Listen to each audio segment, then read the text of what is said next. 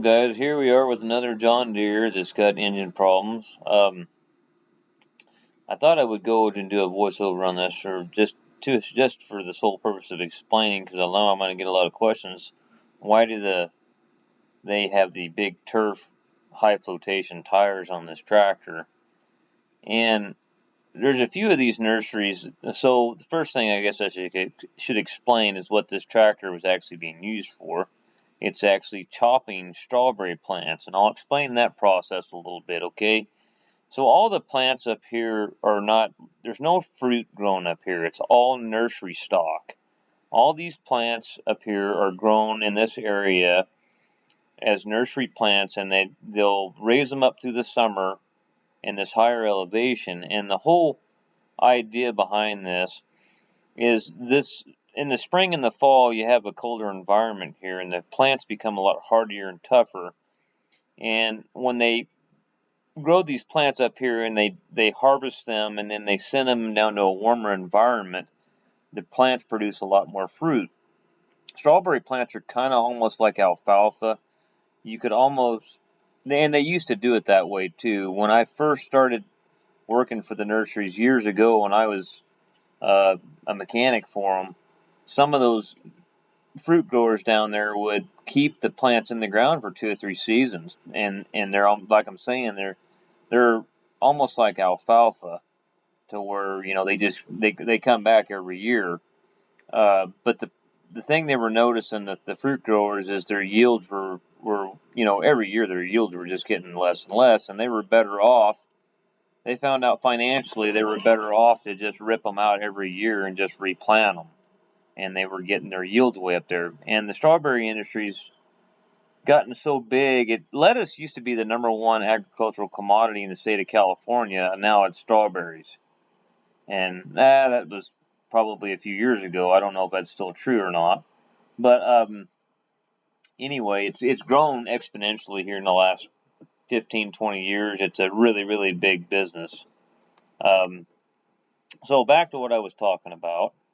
Um, so that being said, all these are nursery plants. So they'll raise the plants up through the summer here, and what happens is this tractor here, right before they want to dig them, see, the only thing they're really after is the crown on the plant. Okay, the crown's right below the surface of the dirt there. So what they'll do is they'll take this tractor will have a front chopper and a rear chopper, a flail mower basically, and with a front mounted 3-point and a rear mounted 3-point. And they're running right over the top of the plants. Of course, the front chopper is going to be chopping it first. But the whole idea of the high flotation tires is they don't want to break the crowns on the plants because it ruins the plants. And so the other day when this tractor acted up out there, I was actually, I'm trying to remember, I was working on a truck. I think I was putting the transmission in that T660, and the mechanic for the nursery called me in kind of a panic mode, and he said, "Man, this is because it's kind of a specialty, a piece of equipment with the tires and the front mounted 3-point and PTO.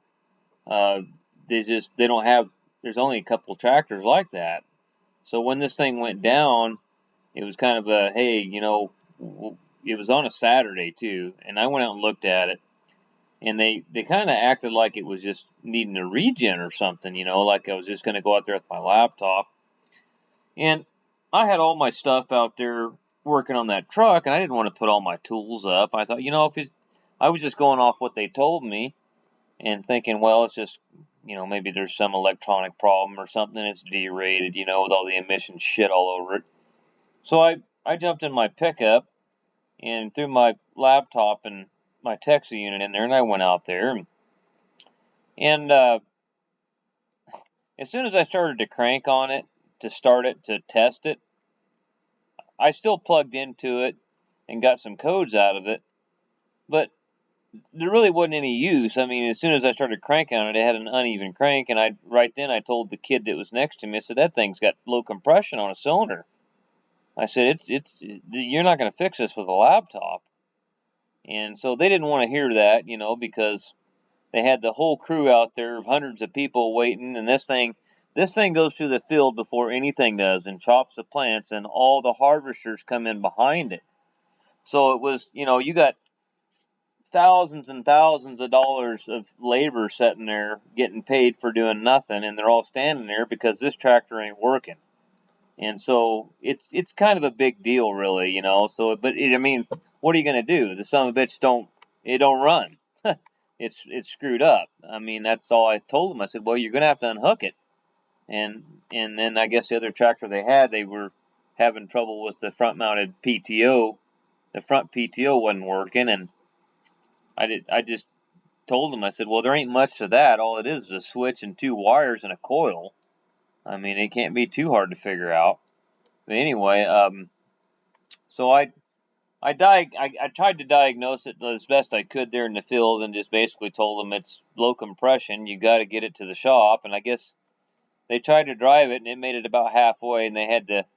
I know their mechanic. He called me later on that day and said, "Hey, how do you tow these?" And I told him about, on these tractors here, this one's got an IVT in it. Under the left-hand bezel on the steering column there, pop that bezel loose. There's a little panel there.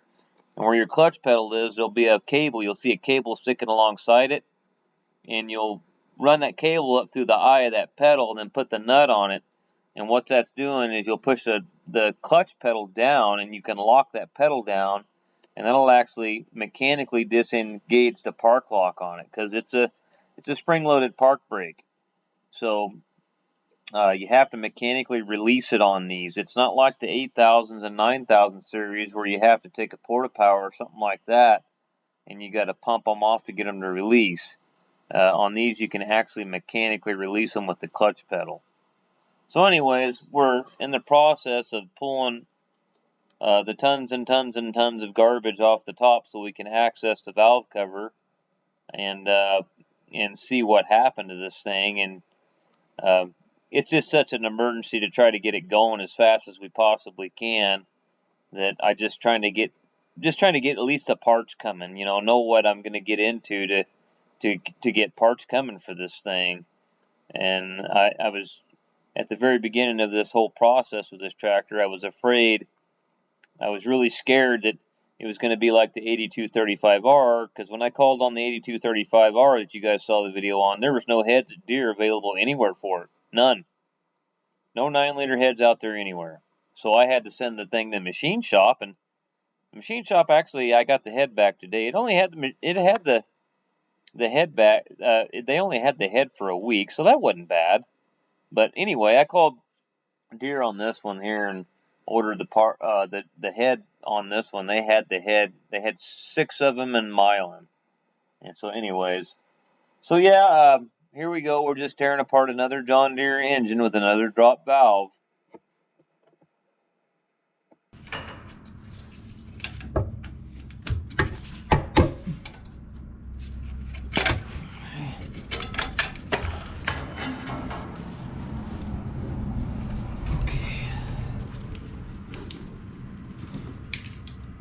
Lots of screwing to do here.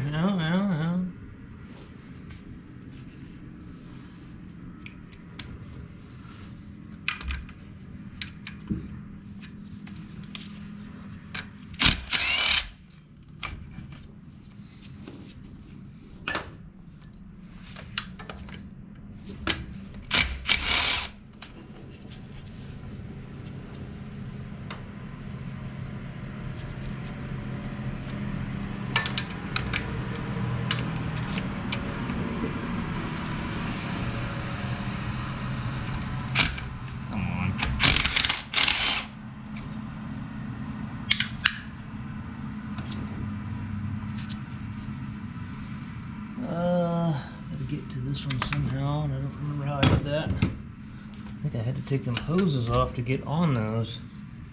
Well, let's get as many of these out as we can, I guess, for now.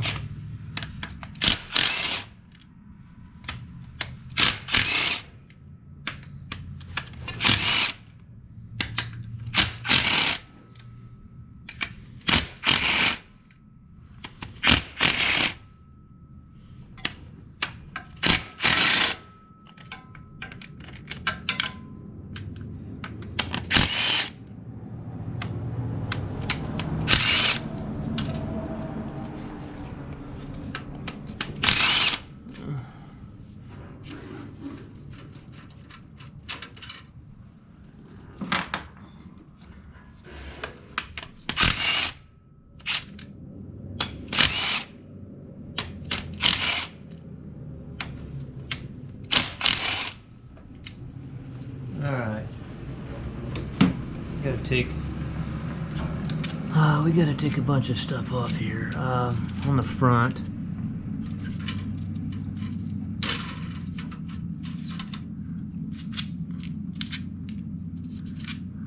Blow-by tube, that's gotta come. How did I do that before? The easy way.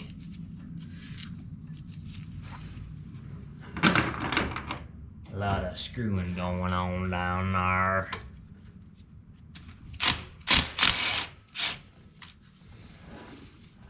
Not the fun kind either.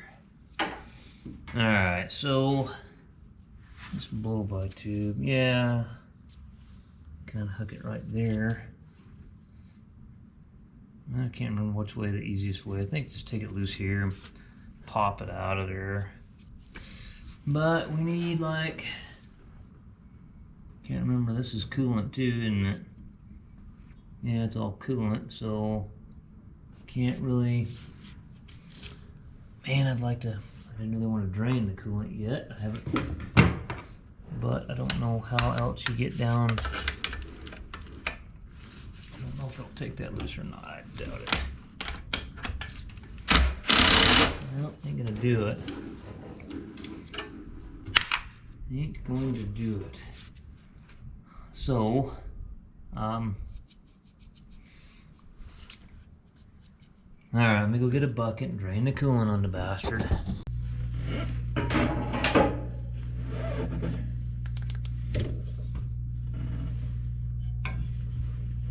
Something is going on back here. Something, what the hell's it doing?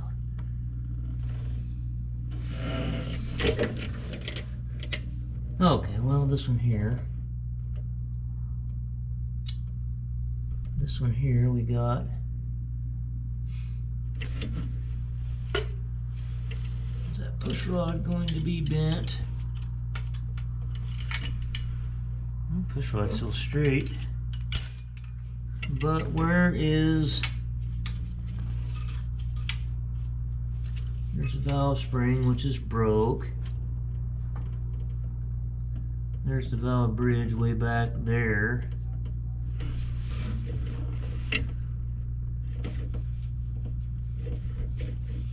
So it looks like another one, just like almost like the 8235R. Broke a valve spring, that's what caused everything. Another broken valve spring.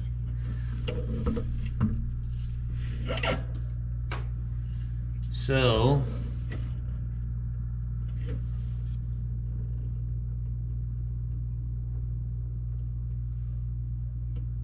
it's just that one cylinder, number 2.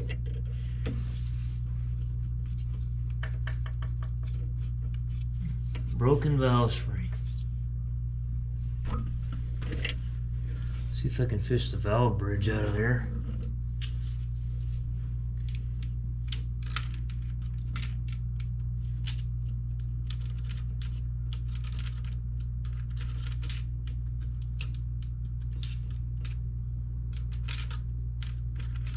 Come on.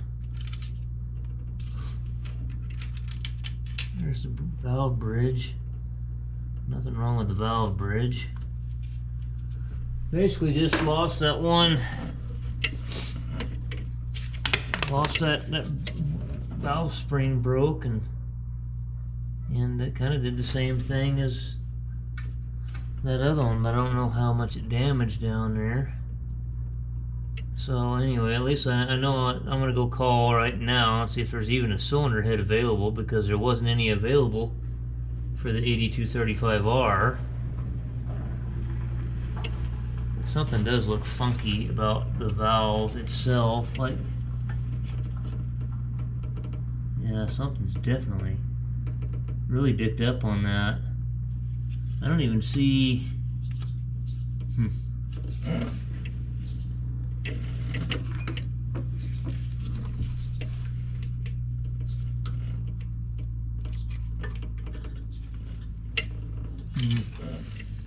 It's stuck in there bigger than shit.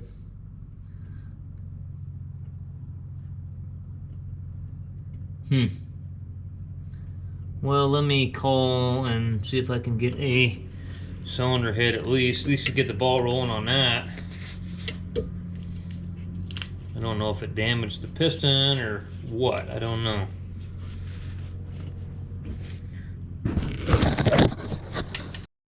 Well, guys, Gino just took off in the hay squeeze. Just, man, I drove it up down the road. Everything seemed to be good. The only thing I told him before he left too, because I caught it when I drove it today, that oil pan is leaking. Just see that pan, I put a front sump pan on there, and it's got a new gasket, so I don't know why that sucker, I went over all the bolts and they're all tight, so I don't know why in the hell it's leaking. I'm probably gonna have to put some anaerobic sealer between the pan and the gasket or something, or between the pan and the block. I don't know why that, but it's not bad. I mean, it just barely left a little trail down the side, but I mean, that kind of time into a project like that, you'd kind of like it to be perfect almost, you know.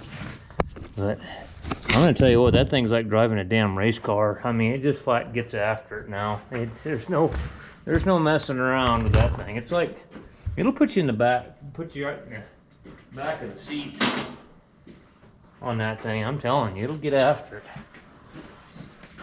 So we gotta get this, pulling the EGR cooler off this, trying to get the head off and seeing. I'm sure there's a bunch of water still in the box, so I'll make a hell of a mess here when I pop this off.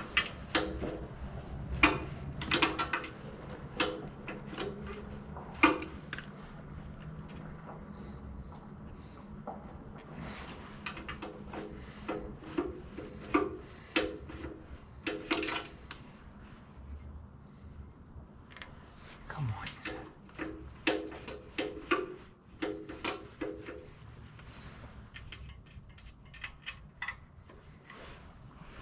Okay. Zip all the clamps loose on it.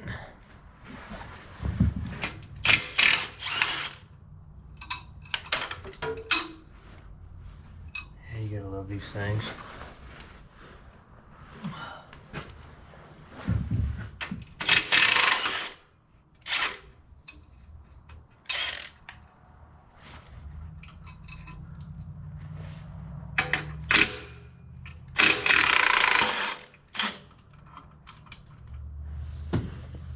Almost hate seeing that damn hay squeeze hill. It's kind of like my baby, you know.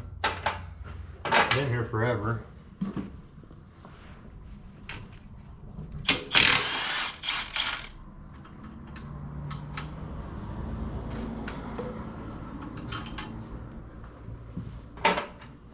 She's a runner, though. I'll tell you what. She's a runner.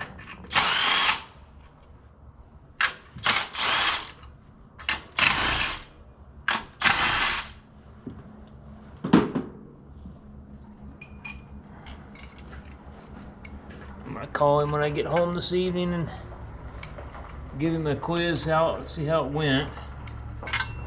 Curiosity's overwhelming me. All these retrofits like that, I call Frank every now and then, ask him how the old fuel truck's doing, and haven't heard from him in a while down there on that retrofit. I need to call Frank and ask him how things are going.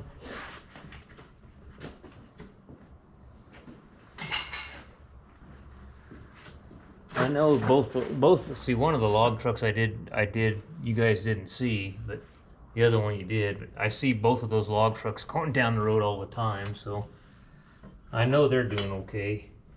Now, once this thing clears these two blocks, there's gonna be water going everywhere, just like that.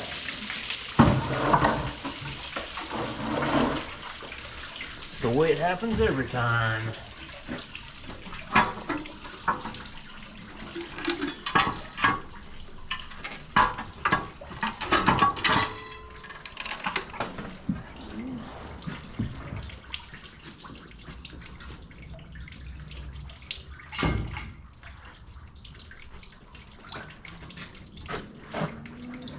Okay, exhaust manifold. I'm gonna go ahead and get this bracket out here though. This will Gotta be kind of away. There's a fuel line on the bottom. Gotta pull off.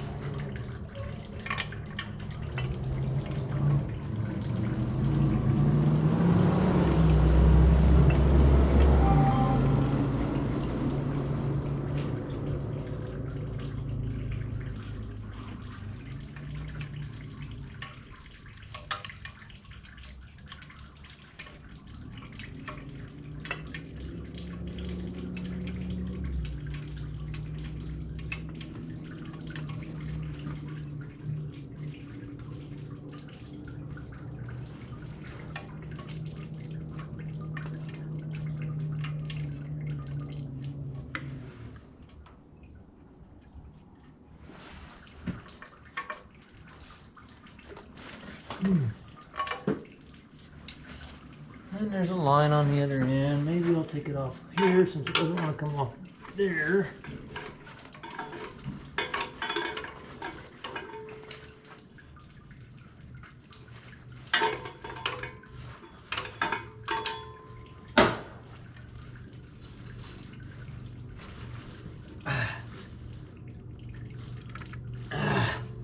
Not being very cooperative.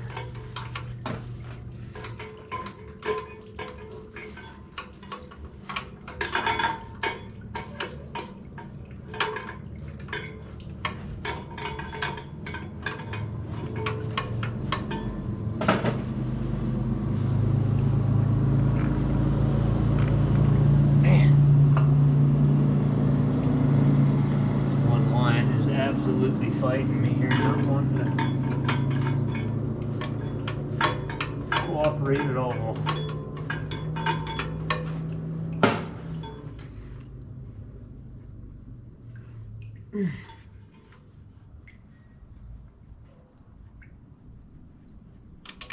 Okay, gee whiz. Talk about kick you right in the teeth.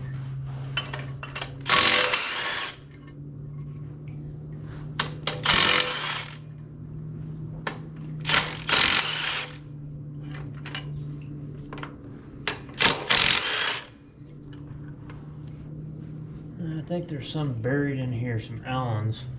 You gotta get out.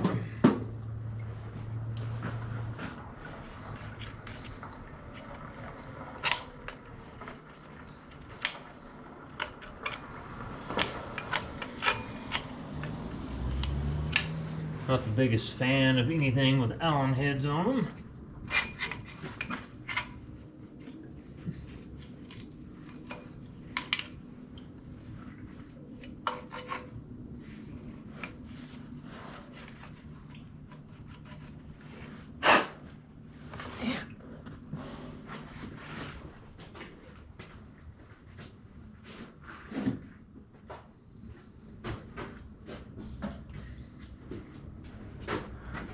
Probably be wise to maybe try to get them broke loose by hand if I can.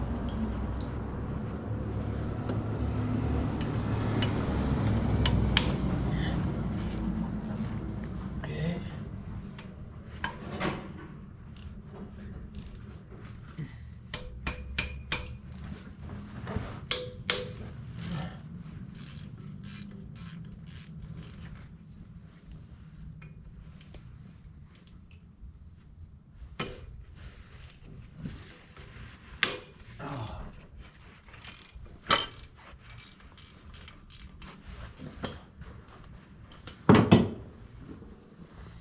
Yeah, that kid that owns the Kenworth, he's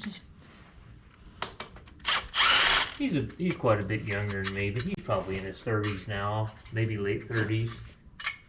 I used to work with that guy, Strawberry Nursery. He's always a really nice guy, but he said today, he goes, I would never want to do your job. I said, why is that? And he goes, there's just so many things that can go wrong. I said, yeah, that's an understatement. That is an understatement if things can go wrong. Doing this line of work, there are so many things that go wrong or can go wrong and will go wrong.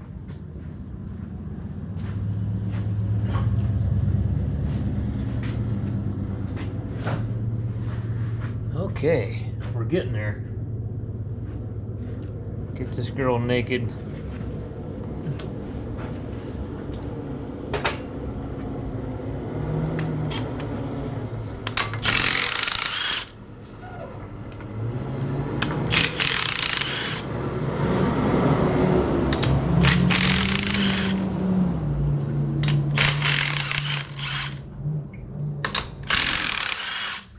And there's that one turbo bolt I was looking for. Right there.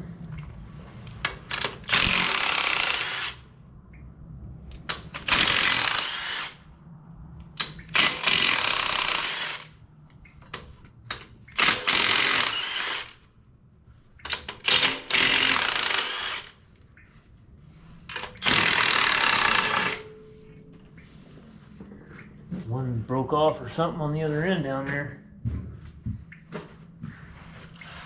All the spacers off. I have done tons of these exhaust manifolds in the field, broken manifold bolts. Constantly have broken manifold bolts on these things.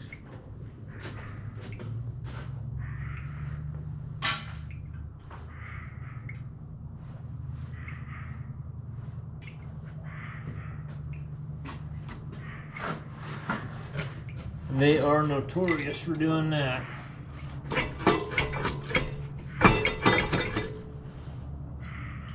Trouble down here on this other end.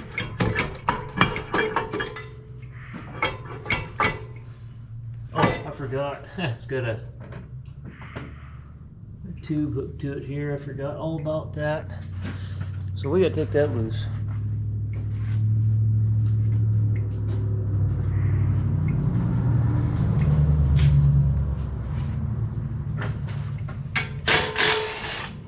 Just like that.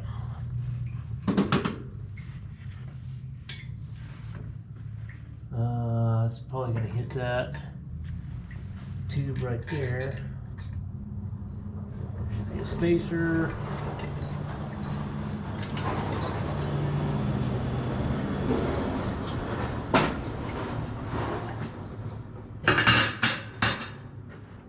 Let's see if I can finagle it around this one tube.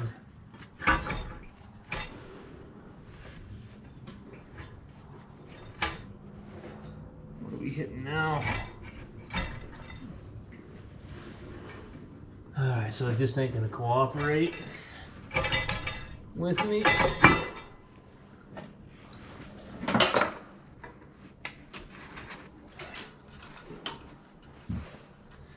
Go ahead and tear the whole damn thing apart. It's quite a chore just to get a head off one of these things. Not as bad as a 9-liter, but similar. There's a lot of shit on them to take off.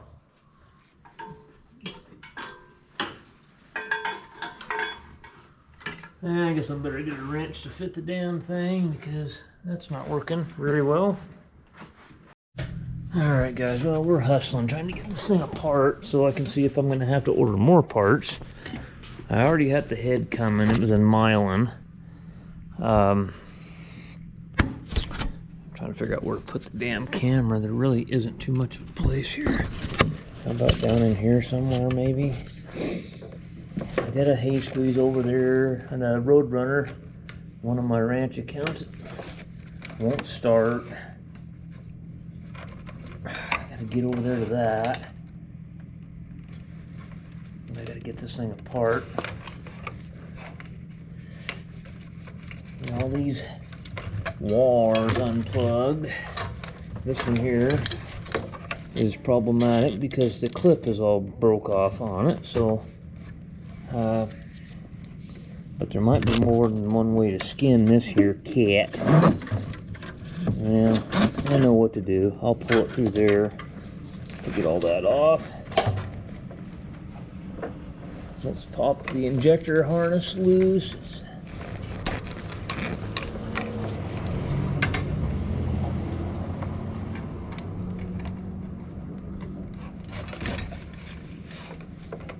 Come on now. There's that, and you get another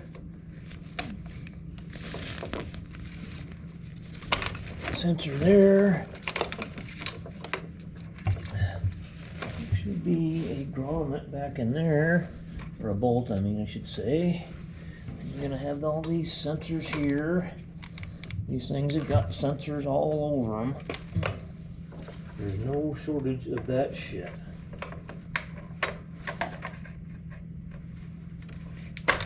Okay.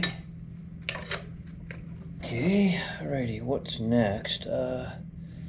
Let's work on this slide lock piece of shit connector. The top's broke out and you can't get it off, so we got to see if we can get this harness where it comes clear through over here, pulled through, if that's possible. And then we can pull this mechanism off of there. Basically a big wiring junction block kind of thing is what it is. Okay, so here's where we're having problems. I don't know. That's trying, it kind of looks like that's trying to put a square peg through a round hole there. Doesn't really look too good. Now, the guy could get. I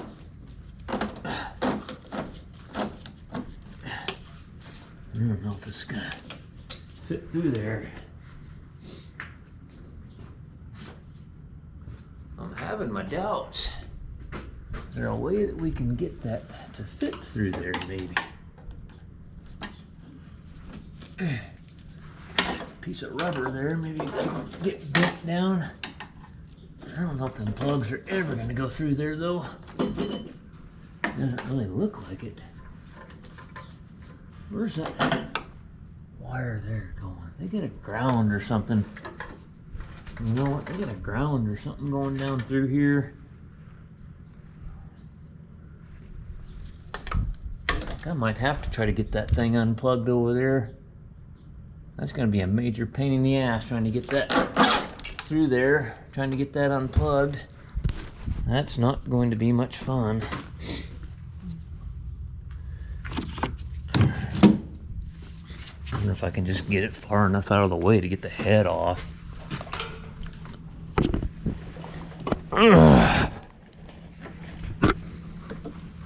Let's give her a try and see if we can just get enough slack in it.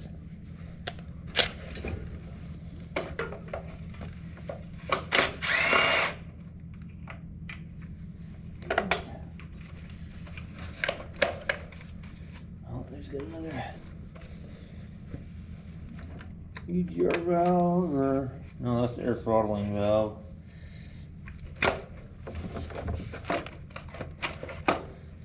I think there's another sensor on the bottom that has to be unplugged. Like I said, there is no shortage of bullshit on these things. Yeah, so you got this one. You got this one down here that's right smack in the way. This one here you can break really easily. All pressure.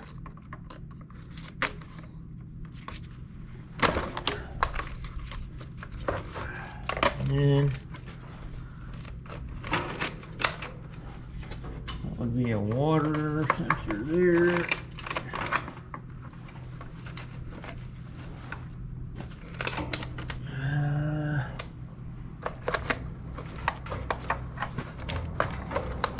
What else is going on here? Now you got shit down here. You got to fucking unplug. I mean, these things are horrible.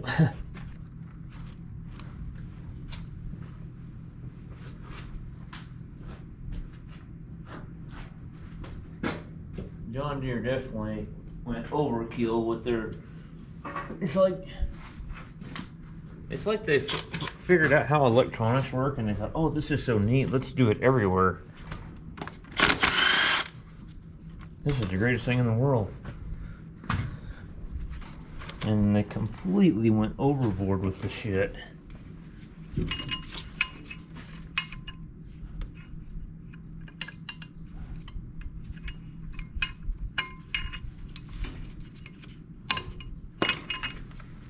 There's a lot of stuff that you gotta get unplugged. And you got another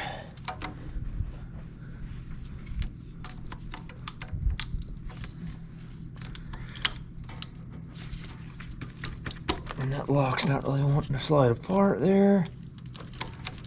There's another one.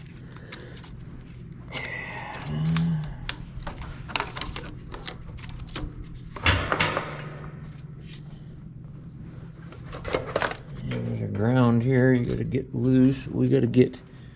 Let's put this bolt back in here real quick.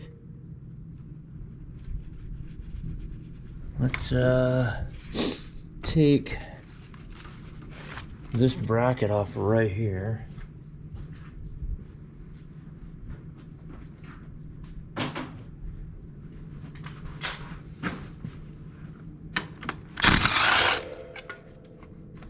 I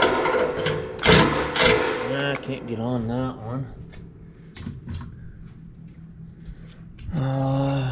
Inch.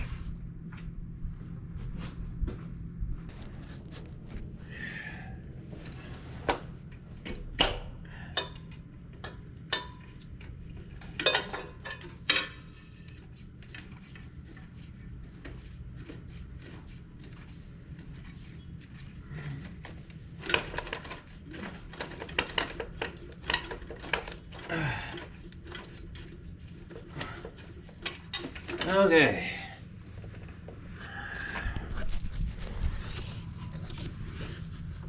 Oh, it's a long ways down. Need my step. I keep forgetting.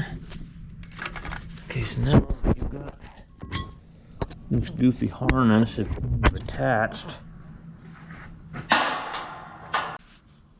What the hell did that go to there? Overflow tank.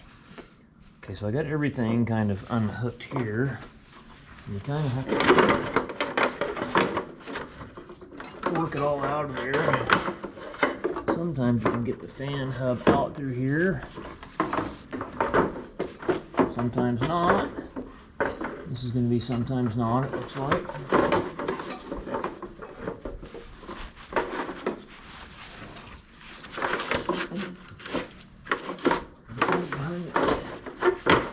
Something. Oh,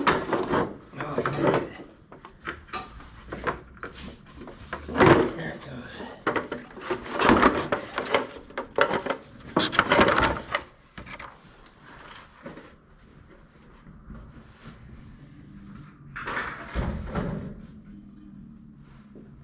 Okay. No damage done. Looks good. Belt can go down there. Pull this pulley off. Let's see here. Get the water pump off, and then get this glorified. This is a water pump too, right here.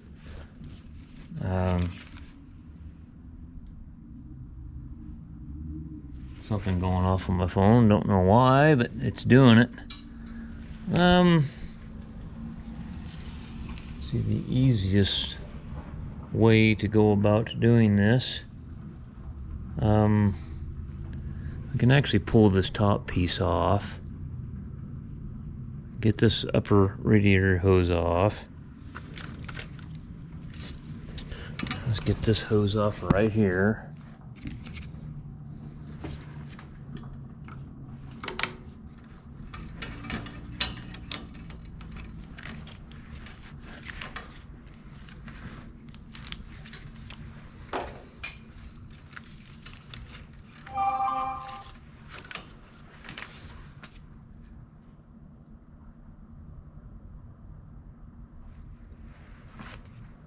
Okay, we got another bolt down here. And then I think get this lower hose off.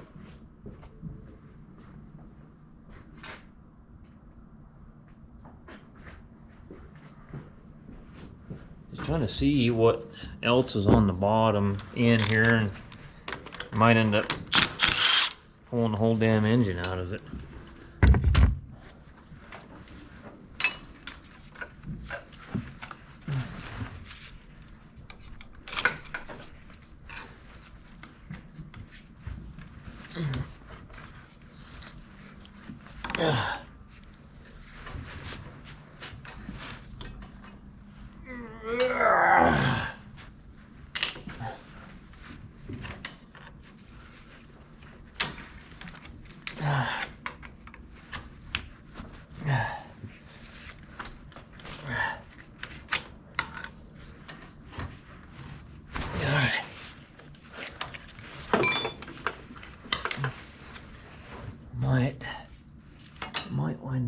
taking that hose. Let's see here.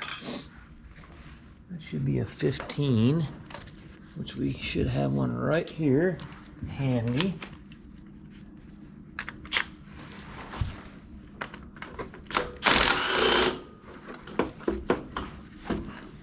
Probably should have used a short socket on that.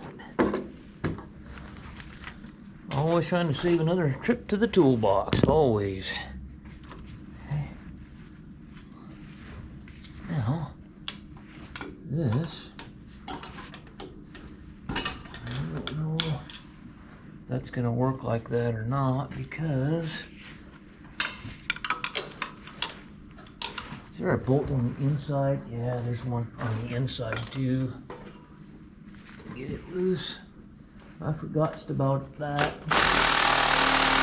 Wow, that's impressive.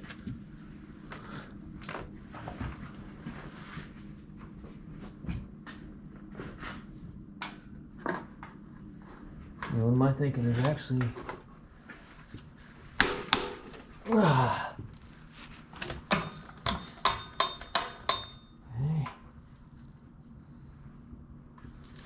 That one. Now there's a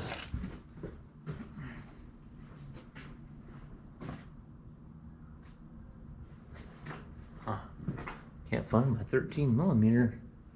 Oh, there it is. Right there.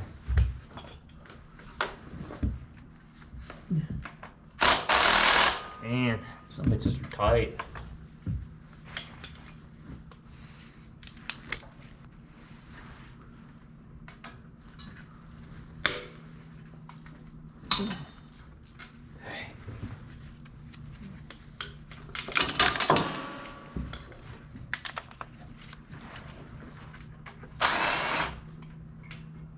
That one. Let's get the 15. Get that one out. All right. We're finally maybe getting enough bolts out of the old water pump. We'll be able to do something here. Okay. It's kind of loose now, so let's pop this top end off.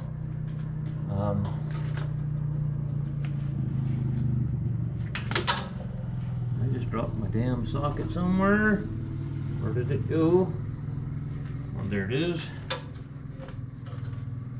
Man, it's just unbelievable how much carbon is in that intake manifold from that piece of shit EGR system.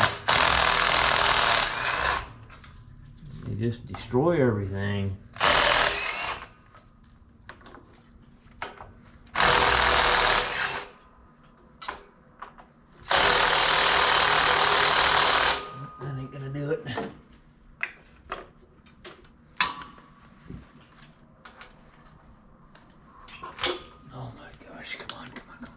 Work with me. Man. Holy cow.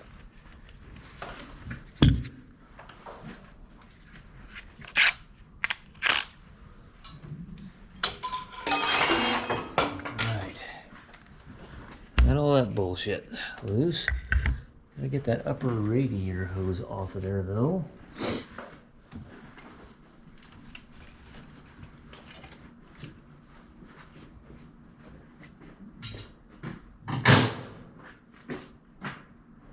A lot of work just to get to where we want to go here.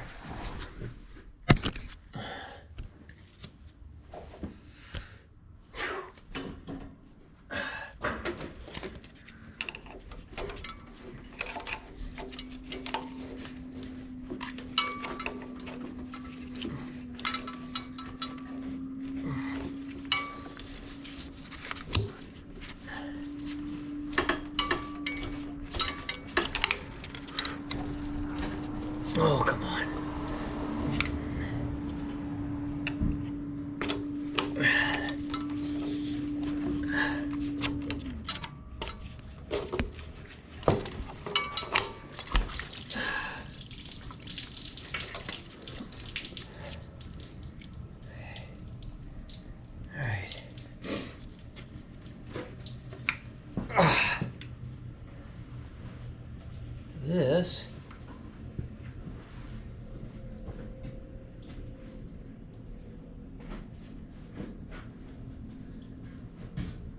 housing should pop off the top here. Well, I gotta get in the right spot.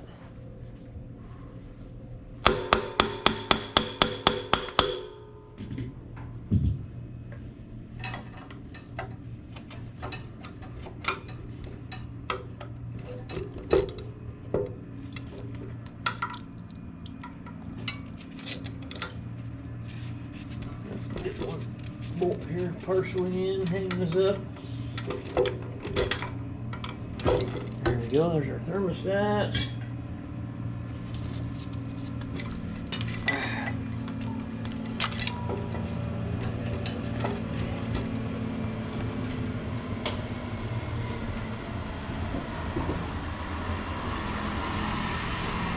Had one of these 6170Rs the other day that wouldn't regen, and the thermostat was stuck open, so it never would let the coolant temperature get high enough to let it regen.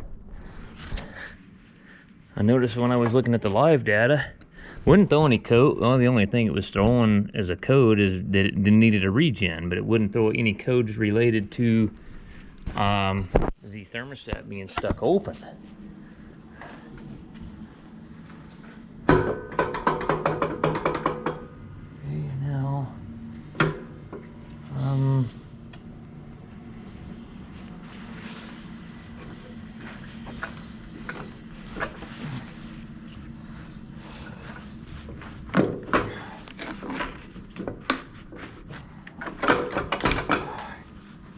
What was that?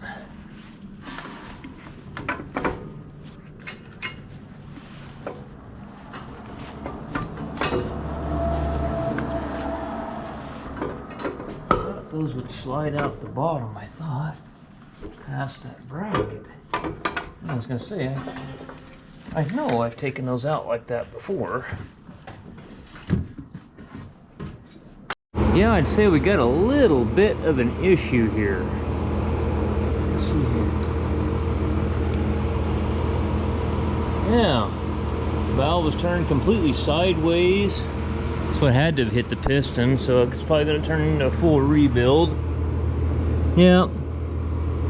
So I guess pull the engine out of it and do a whole rebuild on it. It beat the living shit out of the top of the piston. But I don't have time to do that right now. But I do know what I need now. I get the rest of the parts ordered. I'm just going to do a full rebuild. We're going to get 6 injectors, and we already got a head coming. I couldn't get these injectors to pop the feed tubes out. I'm going to turn it on its side. I'll see if I can get them out, because they're going to want the injectors for cores. But at least I got to this point and I know what I need to do. So anyway, well, I guess we'll order the rest of the parts.